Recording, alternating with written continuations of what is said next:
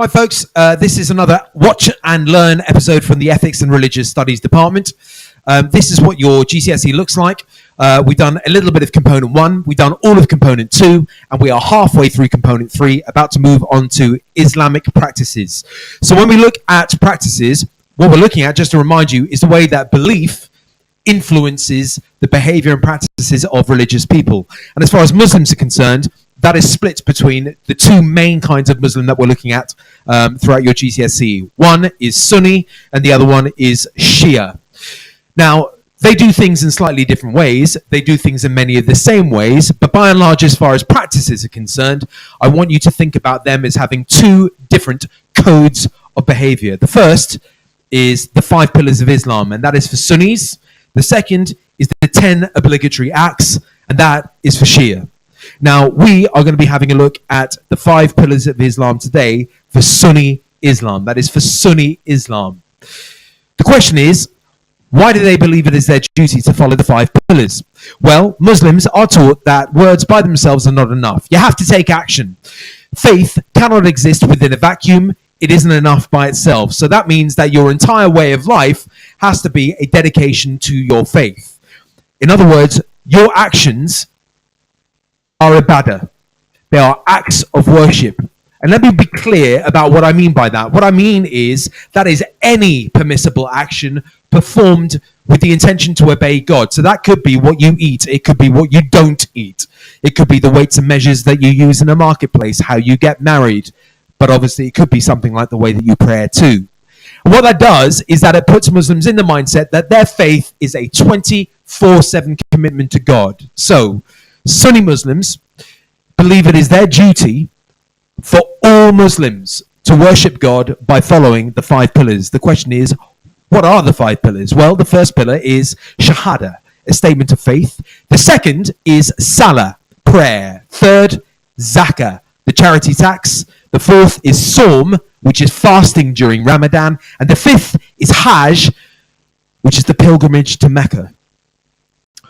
All of these are ibadah. They are all acts of worship designed to show their obedience to the will of God.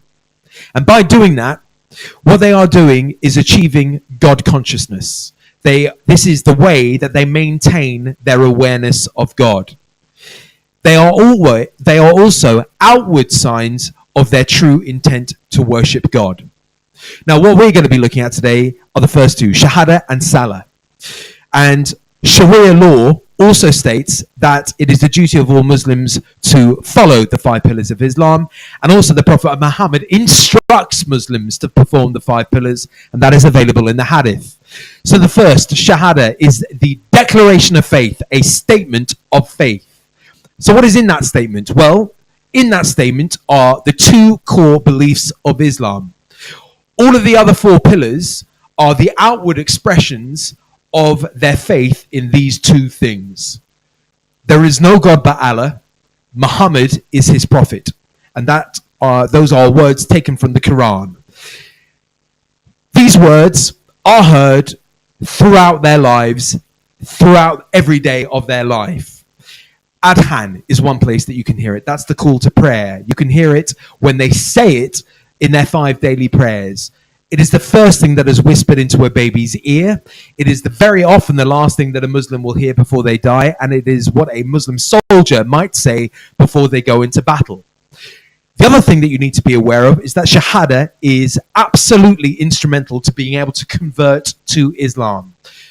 In Islam, conversion doesn't require any ceremonies. There are no rituals. All that is required is that you say in front of a witness the Shahadah 3 times with niyyah, true intent. But not all Muslims refer to this as being conversion. Some refer to it as reversion, the idea of going back to what you originally were, because they believe that we are all born with fitra, an inbuilt need for God, the one God, Allah. An example of a famous convert is Muhammad Ali, originally Cassius Clay. Salah is the second pillar that we're going to be looking at, the idea of bowing, worship, or praying 5 times a day. And it is the most important way to worship because it is a mental and physical and spiritual act done with the aim of getting closer to God. Another indication of its importance is the fact that it is mentioned 700 times in the Quran. And the Prophet Muhammad also states in the hadith that Salah is the pillar of the religion. So what are they trying to achieve?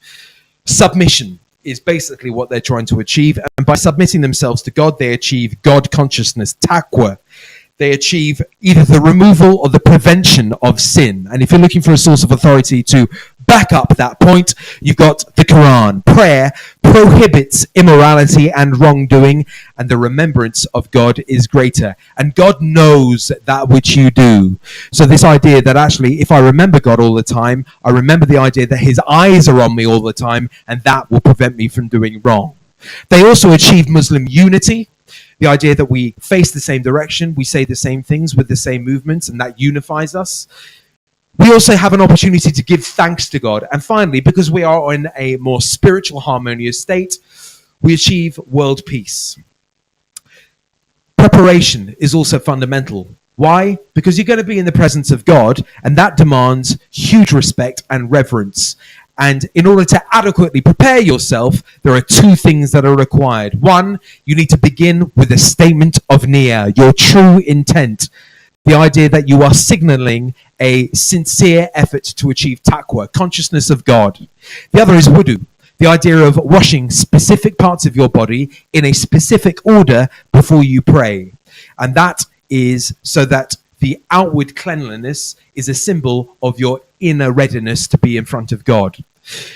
It starts with the hands, then the mouth, then the nose, then the face, then the arms, then the head, and then the feet, and finishes with the Shahadah.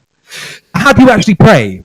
Well, the Quran and the Sunnah offer clear guidance on how to pray. Fundamentally, it's 5 times a day at set times. But why 5 times a day? Well, in order to understand that, we need to go back to a really, really important story in Islam called the night journey. It begins with the Prophet Muhammad waking up, and he gets taken on a winged horse to Jerusalem and then up through the 7 levels of heaven, where he comes into the presence of God, who states that prayer must be a continuous feature throughout the day. They have to pray 50 times a day. And the Prophet Muhammad goes, "What? No way, that's way too much." So they settle on 5. And those 5 times are at set times of the day, and they have names. Fajr, which is just after dawn. Zuhur, which is just after midday. Asr, which is late afternoon. Maghrib, which is just after sundown. And nighttime, which is Isha. You have to be in a place where you can stand, bow, and prostrate yourself. It has to be clean. And you have to be facing in the direction of Mecca, which has a specific name, that direction. It's called Qibla.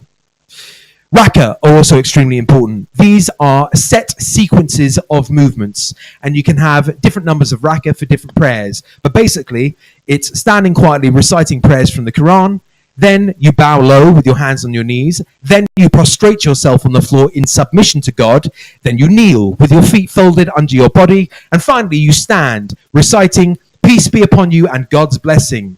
And I face once to the right and say it, and then I face once to the left and say it.